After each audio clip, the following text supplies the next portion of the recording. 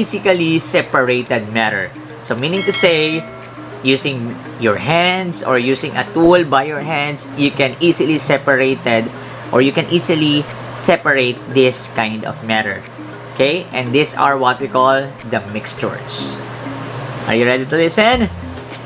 Very good. I have a very good class. Okay, mixtures. Variable combinations of 2 or more pure substances. So, when it has like 2, 3, 4, 5, or many more substances put in together, that is now a mixture.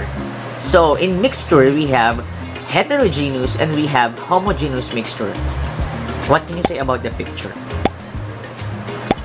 Let me see your observation. Can you use your mind? What can you say about the picture? Can you differentiate? Okay. Now, what can you say about the first picture about heterogeneous? Why is it called as heterogeneous? And what can you say about the second picture? Why is it called homogeneous mixture? Okay, very good. Because heterogeneous and homogeneous are both mixtures, but they are differ in their appearances. Okay, homogeneous is a solution. Okay, it has one phase only, no Tyndall effect, particles don't settle, and everything is uniform. Example, rubbing alcohol. Example, you mix salt with water. You mix sugar in water. You mix your coffee, your creamer, and your sugar in hot water, and then you will see only one phase. That's homogeneous mixture. You have your powdered juice drink, okay? And then you put it in your water, and then you stir it. There you go.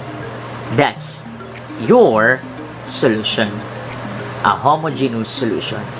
Okay? Tyndall effect meaning to say the light will not scatter. Okay? It can pass through. See? You try it with water. It has no Tyndall effect. But when you have like milk, it has a Tyndall effect.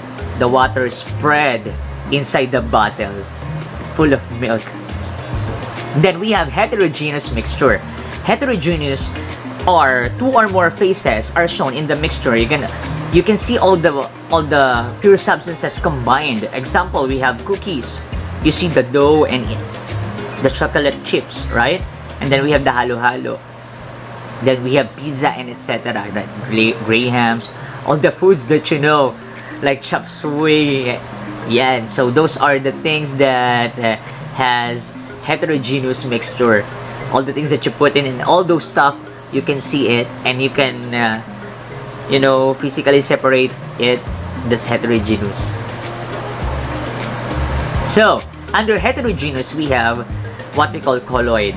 Colloids are slimy, thick, with large particle with Tyndall effect, and particles don't settle.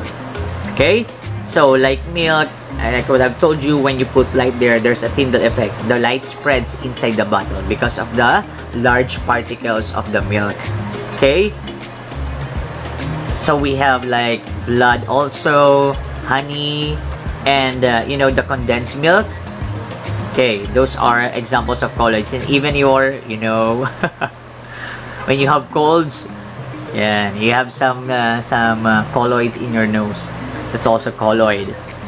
And we have suspension. Suspension has larger particles than colloids, and it has also Tyndall effect. Particles settle at the bottom. So there are particles that settles at the bottom of the container. Example, fresh squeezed lemonade.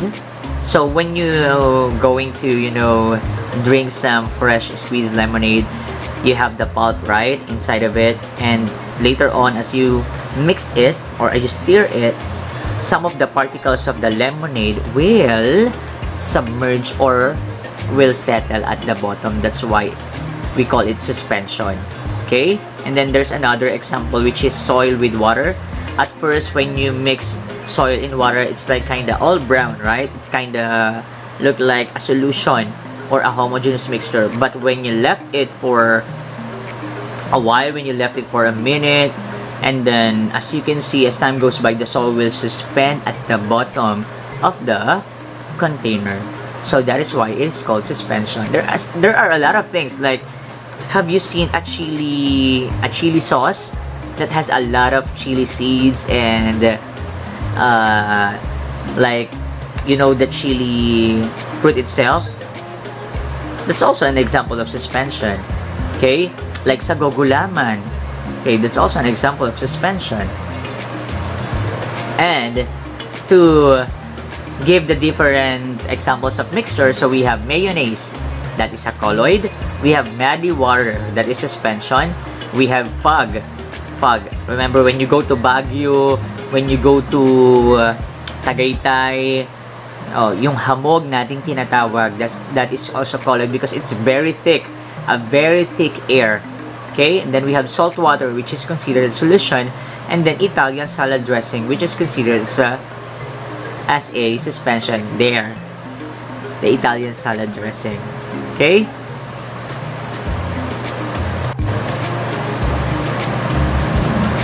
And then, so these are the impure substances, or what we call mixtures. Heterogeneous mixture can be sand in water, oil in water, because oil cannot be mixed in water. And then we have salt and pepper. And under heterogeneous, we have suspensions and colloids. While in the homogeneous mixture, we have solution. Okay? Remember, in a solution, we have solute and solvent. Solute is being dissolved, example, sugar and salt. Well, solvent, one that dissolves, example, is water. Okay? Solute, ito yung tinutunaw. Solvent, ito yung tumutunaw. Okay? Get it? Very good. And then we have an example of these, such as salt solution, and then sugar solution, or even your coffee. Okay, summary. So these are the properties of matter, and these are examples of states of matter. We have solid, liquid, and gas. So when it comes to shape, solid is fixed. In liquid, not fixed. Gas is not fixed. When it comes to volume, in solid it is fixed, in liquid it is fixed, and in gas it is not fixed. Compressibility. In solid, cannot be compressed. You cannot compress solid, okay? Liquid cannot be compressed, and gas can be compressed. You can put an air inside of your hand, okay? Even in a container, even in a balloon. Summary number 2. So let's talk about pure substance versus mixture. Okay, so properties, fixed. Mixture, not fixed. Composition of pure substance, it is fixed. In mixture, it is not fixed. Okay, separated by physical means, pure substance cannot be. Mixture, it can be separated by physical means or by physical means. Summary number 3. Let's talk about element and compound. Properties, element fixed, compound fixed. Composition, element, one kind of atom. Compound, two or more the same or different kinds of atoms. Groups, we have metals, nonmetals, and metalloids in element. In compound, we have acids, bases, and salts. Examples of element are gold, copper, carbon, so on and so forth. And then in compounds, we have salt, water, and vinegar. Okay? And then we have summary number 4. So let's talk about homogeneous and heterogeneous mixtures. Properties, homogeneous, not fixed. Heterogeneous, not fixed. Phases, one in homogeneous, two or more phases in heterogeneous. Groups, we have solution in homogeneous, and we have colloids and suspension when it comes to heterogeneous mixture. Examples. In homogeneous, we have coffee and juice drink, while in heterogeneous, we have sand mixed with water, and then we have mixed nuts like ding dong, okay? Corn bits. You like it, right? That's my favorite too. And summary number 5, this is the flowchart of matter. The classification of matter. If matter can be physically separated, that's mixture. It cannot be physically separated. That's pure substance. Under pure substance, can it be chemically decomposed? If yes, that's compound. If it is no, that's element. Example of elements are metals, nonmetals, and metalloids. Examples of compounds are acids, bases, and salts. While in mixture, if matter can be physically separated, under mixture, there's a question. Is it composition or is the composition uniform?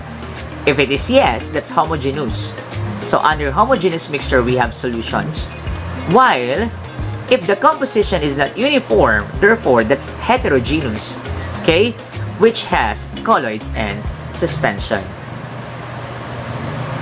I hope you learned something new today, and thank you grade 7 for listening for the introduction in chemistry. Do not forget to like, share, and subscribe to my channel, and share it to your friends, especially to your grade 7 friends, okay? Ring the bell so that you are notified and updated to my next EduSciVlogs. Watch out, guys, and thank you so much. This is Teacher Daryl Del Mundo, signing off. Bye!